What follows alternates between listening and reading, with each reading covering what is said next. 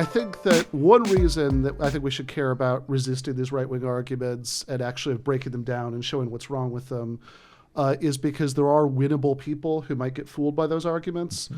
And I think that that one way to think about this is what you're talking about. Okay, we have certain goals. We care about certain things. We've got, you're talking about Carol Gilligan, who I, by the way, heard a lot about when I was in grad school in my PhD program at the University of Miami, because Michael Sloat teaches there. And he's like one of the leading advocates of this care ethics approach. That's care ethics. Right? Yeah, yep, that's right. That's inspired by Gilligan. Yeah. She's a legend, man. So and in fact, but to stay on Sloat, I mean, one of his big influences, who I talk about in the book, as you know, is David Hume, who talks about the gap between facts and values. And this is actually a funny thing because you're right. One of the sources of left-wing allergy to logic talk is that there's this certain kind of centrist or person who wants to portray all of logic, all of politics as a debating society. That that it's all about persuasion. That if you just make a good enough argument, then bitter political enemies will accept what you're saying. If you make a good enough argument against child labor, the bosses will stop child labor. I'm fairly sure, side note, that if we had to rely on that to end child labor, there would be child labor going on in Amazon warehouses right now. Right now. Jeff Bezos would absolutely be unswayed by your moral argument. But this is actually a funny thing because it's an actual law of logic that you can't derive a should conclusion, a moral or political conclusion from purely factual premises. That's called Hume's law, that you can't get to, this is what we should do from premises that are just about facts, which is something that the intellectual dark web types, are, constantly run roughshod over this. Yeah, so I actually want to. So actually, then let's go to Sam Harris for a second. Yeah, we have the absolutely. Clips, but I mean, this is something that he does all the time. Of literally that facts can disclose ethics to us. Yes, and then that he's and insofar as I can read it, I mean, it sounds like some restating of a utilitarian argument to me. That's the best I can tell. But somehow that objective statements about the world can yield moral truths. And then it always seems to either get into incredibly dangerous moral confusion because then you can start doing things like there's no meaningful difference. But like if everything was just about minimizing loss of human life, we'd have speed limits at 10 miles an hour. Ergo, we can have drone strikes without any oversight, right? As an example, I'm thinking, I don't know if that's a Harris example. It sounds like one, but I'm not sure. Certainly sounds like one. It sounds very Harrisy. I'm not sure it is though. So please, not taking him out of context. Calm down, breathe. Let's not smear Harris as having that position. I mean, sure, he's openly speculated about, hey, maybe we should nuke the Middle East. Right. No, yeah, but of course, but I mean that was really to not. And anyways, that's a whole exhausting thing, and that's a whole other problem with him. But it seems like what happens when you do that in his case, when you don't make this firm distinction, is you fall into either that type of really dangerous moral confusion or the nuke or the thought experiments and all of that, or you actually end up just going to what your instincts are, and then you just are making subjective commentaries that you're trying to smuggle through objective realities. We can all agree. And even things that I would tend to agree with, right? Yes, we can all agree that everybody can have, everybody needs to have healthcare, but I'm aware that I'm making a moral claim. I'm not saying something that's just sort of scientifically self-evident. I'm aware that comes from a foundation in my own politics. And that's a distinct starting point versus just saying this has somehow just been revealed to me through science. Yeah, absolutely. So Harris claims that the way you can derive values from science is that well, first he starts out by saying that the morally good is that which like has good consequences, essentially, and the argument that he gives from that is that, well, imagine that everybody was in horrible pain all the time, right? We were all in hell. Well, that would be bad, right? Okay, fair enough.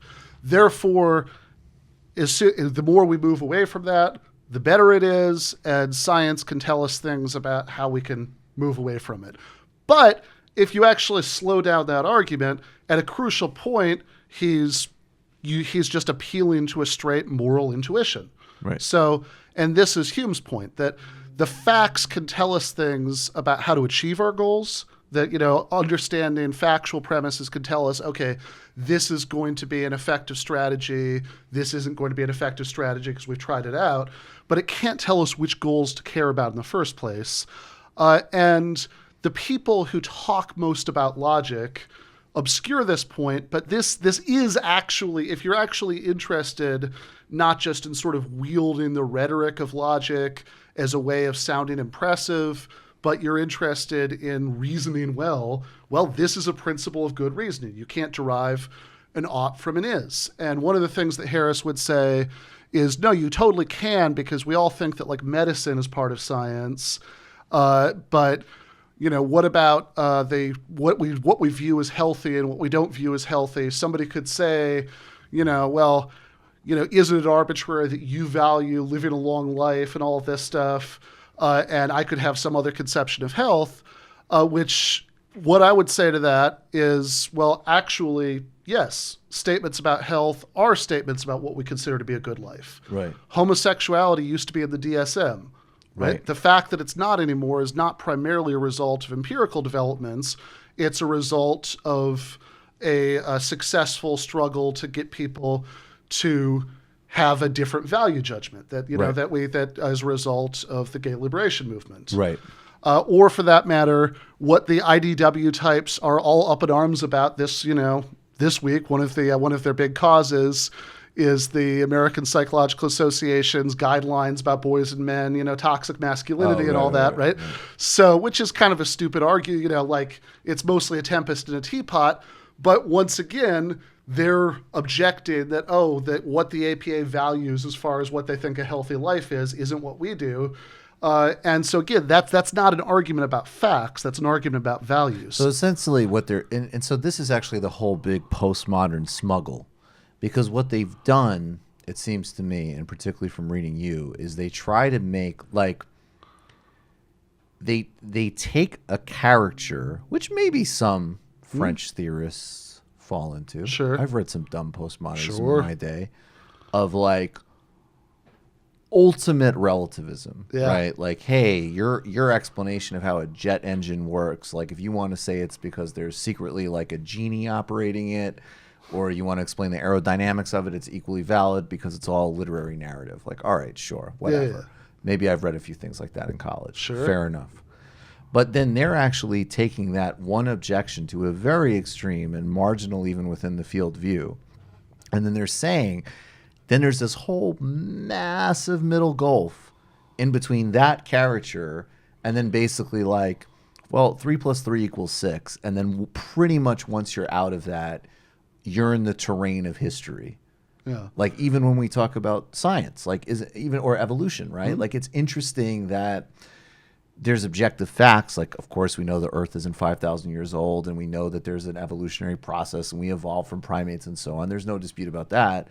But there's massive dispute about, like, well, are we a cooperative species or a violent species? Or are we, and everybody can find evidence to support all of these different narratives. And it's like, well, that's politics. That's history. That's showing that even in the most objective realms of science, there's a lot of mess here. Yeah. So, and the DSM is a great example. That's a political document. That's not a scientific. Yeah, absolutely. That again, what we consider healthy reflects a certain conception of what a good life is. Right. And we could, and it's good to know that so we know what we're having an argument about. And so you brought up a really interesting example about how there's a lot of mixed empirical evidence about how violent we are as a species, how cooperative we are as a species. But I think somewhat parallel to the minimum wage point, I think that this is where, again, I think it is actually a valuable exercise to break down exactly what people's arguments seem to be. Okay. Because a lot of times I see my fellow leftists, socialists, accepting the way that the right frames this argument in a way that I think is a mistake. So in other words, they'll sort of accept the premise that if human beings are, to a great extent or beyond a certain threshold, violent or selfish or anything like that, that means that we can't have socialism. That means that we should just accept the sort of brutal hierarchies that we have right now. But it's not obvious why that means that we should accept that. And in fact, I think that there's a powerful argument to be made in the other direction. That, look, of course, as you say, there's evidence on both sides. It's a very murky, empirical. Well, I'm a super into it gives as much as it takes. So I wouldn't rest your argument. Like, people are like, we're fucking apes and we fucking are killing each other. And it's fucking capitalism. And other people are like, nah, like bonobos, like suck each other's dicks and it's awesome. It's like, I would chill on all those arguments because you don't know what the fuck is going to get revealed about some. And frankly, I am fascinated by that, but I don't really care so much about ape behavior relative to what we have to do to get our politics sorted. So, well, frankly, but anyways, you have a better argument than me. Well, no, than my condescending dismissal. I mean, I think which is still pretty cool. Well, because I deliver it well. Sure. Yes. I mean, I'm not against Sure. I'm not against condescending dismissals. I know. Which I think at this point we know each other well enough Yeah, that yeah, you know that pretty well. I know. But you were saying, okay, so accepting the premise that we're violent and hierarchical. What's the socialist answer? Yeah. All right. So let's accept the premise. And look, maybe it's true, maybe it's not true. Most likely it's true to a certain extent, right? We have hippie bonobos and gangster chimps, within us, right? We contain multitudes. But to the extent that that premise is true, I don't think that's a reason that we should accept capitalist hierarchies. I think that's a reason that we should be working to get rid of capitalist hierarchies, because to the extent that you think that one human being given enough power over another human being is going to treat them like Amy Klobuchar or Harvey Weinstein, then that gives us a reason to have less hierarchical forms of social organization. If we all have at least approximately equal power, then we at least have mutually assured destruction. Nobody's in a position to have the level of control over somebody's life that Amy Klobuchar has over this poor staffer who she makes call into the meeting to say the reason Amy is late to the meeting is that I'm stupid and I'm bad at my job. Right. That nobody is in a position that they just have to accept that kind of humiliation. So, if you think that one person given enough power over another person is going to treat them like an insect in a jar, I'm not necessarily that pessimistic, but to the extent that you do treat that kind of deep pessimism about human nature seriously, that this is all Stanford prison experiments. Right, which has been debunked. By the way, that one has been debunked pretty thoroughly. The Stanford prison experiment has been, I mean, as much as I wouldn't rest an argument on either version, I do think, especially when you're talking to the right, it's like, no, there's really not proof that we're such assholes.